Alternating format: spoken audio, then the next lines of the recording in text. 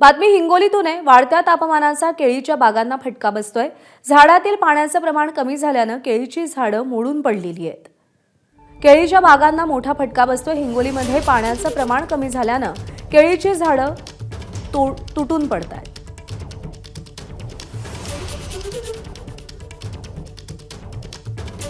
आणि या परिस्थितीचा आढावा घेतलाय माधव दीपके यांनी। सध्या उन्हाळा सुरू आहे। हिंगोली जिल्ह्यातील तापमानात मोठ्या प्रमाणात वाढ होऊ लागली आहे।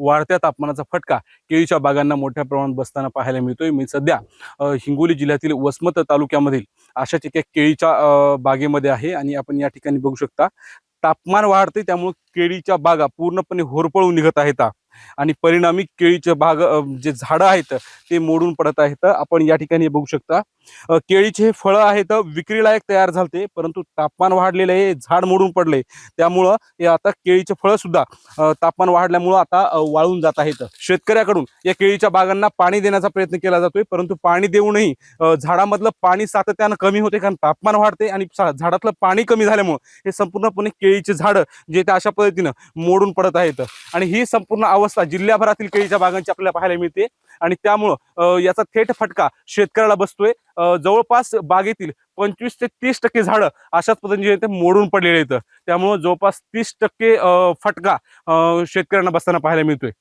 ही संपूर्ण वाढत्या तापमानाचा फटका बसल्यामुळे केळीच्या बागांना अशा पद्धतीने नुकसान होताना पाहायला मिळते।